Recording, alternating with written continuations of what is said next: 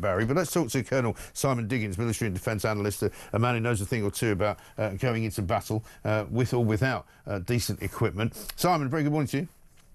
Right, good morning to you. Can I have a sticker, please? There you go. Yeah, absolutely. We'll put you down for one. Here's the thing.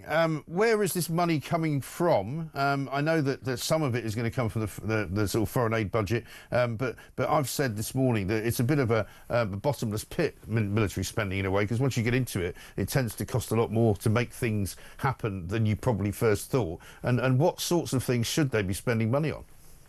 Well, you're right. Where they find the additional money from is going to be hard to work out. I think it's sometimes they can look at things like the Chagos deal. There's 18 billion they can have straight away, which would help us from there.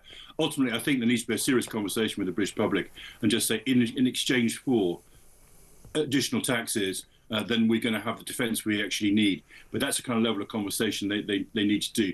That's obviously difficult for them in terms of their Rachel Reeves and her promises on not borrowing in order to pay for current expenditure, but I think that's the level of conversation that needs to take place. But there's a quid pro quo as well. I know we're going to talk about equipment in a moment, but the quid pro quo as well. We really do need to sort out our defence procurement system. If you look at what we get as bangs for our buck for our defence procurement, it's not good enough. It's over cost, over time, and not up to standard, and that really does need to be addressed as well. We're going to ask British people to pay more money for defence. We've got to make sure that it's value for money.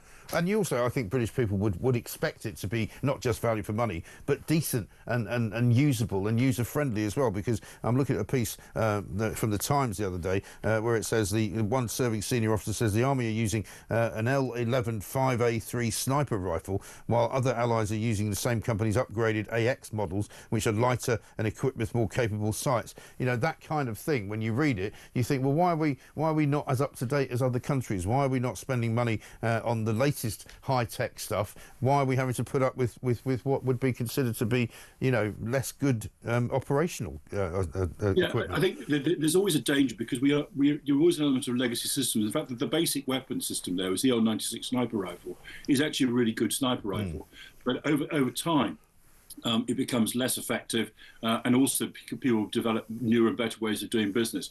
My understanding is that the armed forces are looking for a new sniper rifle, and there's a project out at the moment to try and do that.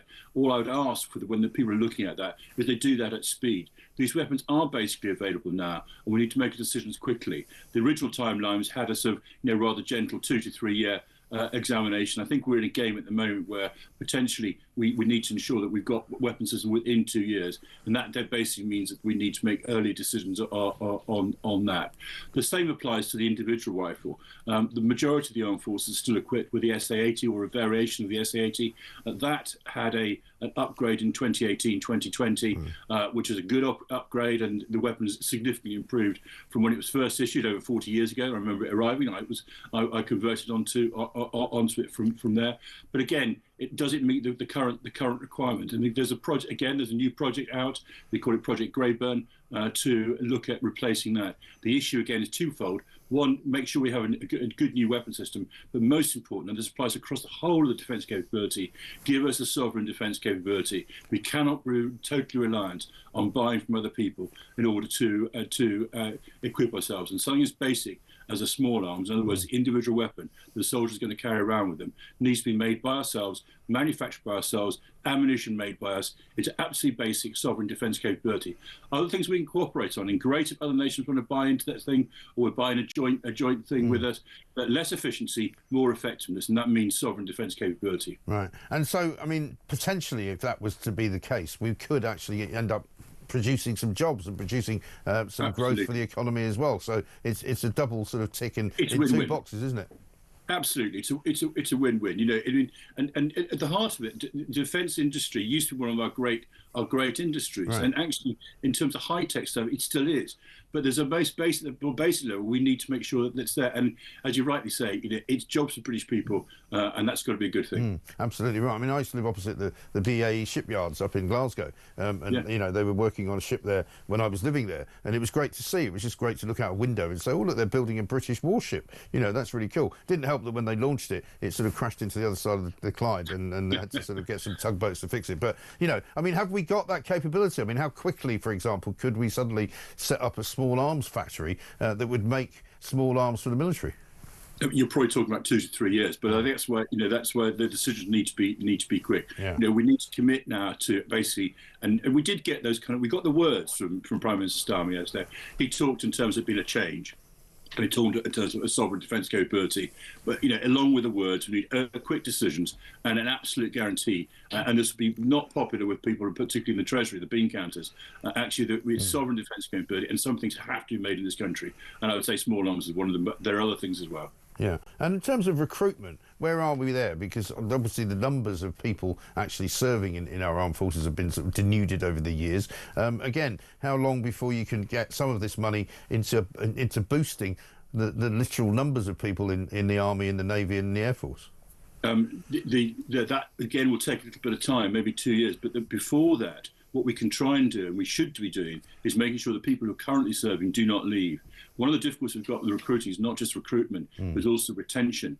And we need to have a proper terms and conditions package that actually makes it attractive for those soldiers, airmen and sailors that we've trained and are looking after, for them to stay and to continue to serve with us. And that needs to be sort of the same sort of scale of magnitude as Labour managed to find for train drivers and other people. Now, if we can do it for them, and they're important people as well, if we can do it for them, then so are our armed forces personnel. And we need to make sure that they're properly looked after, proper terms and conditions, living conditions are in good order, and all those endless scandals we have about the status of our accommodation need to be stopped. Yeah. That's what's going to keep people in and say, this is an armed force I'm proud to belong to, and the country is clearly proud of me, and then we're going to continue to serve. Yeah, I mean, it's funny, isn't it, that despite being the probably most important public sector workers that we have, that the military kind of come down at the bottom of the tree in terms of what they get and what they're given to work with. Let's have a quick voice note from Steve on this.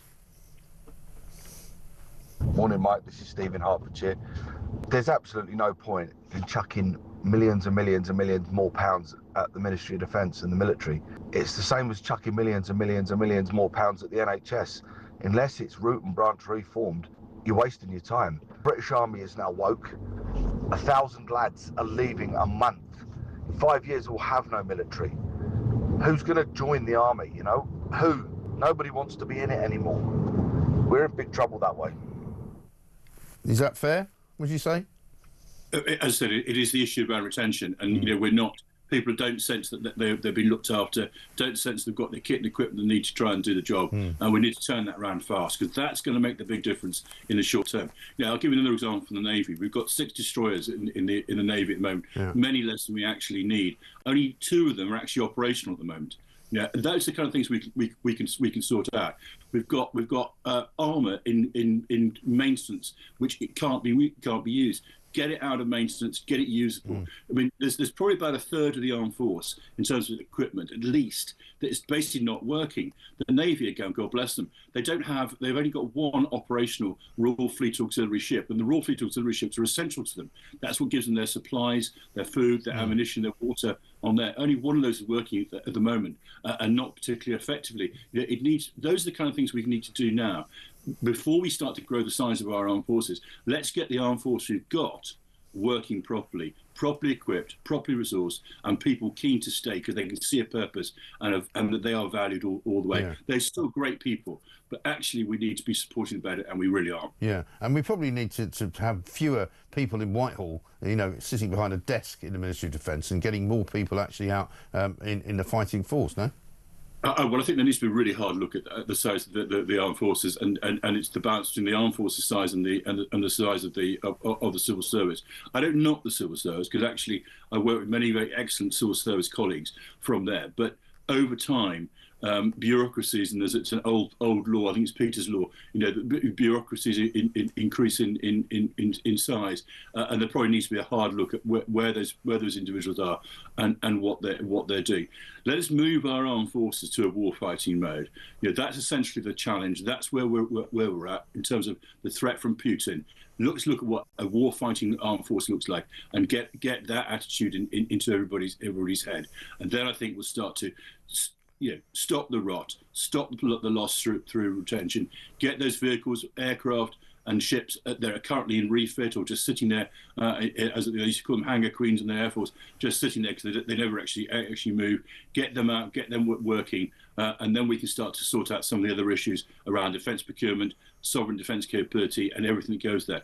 And for goodness sake, let's make sure we can actually defend our own home base. We currently can't. That is just a complete scandal, and it's got to be a fundamental starting point as well. Absolutely. Colonel Simon Diggins, good to talk to you. Thank you very much indeed. We'll get that bumper sticker off to you. Military and defence analyst right here, of course, telling you some home truths about what has to be done and what needs to be done if this defence spending is to have any effect whatsoever.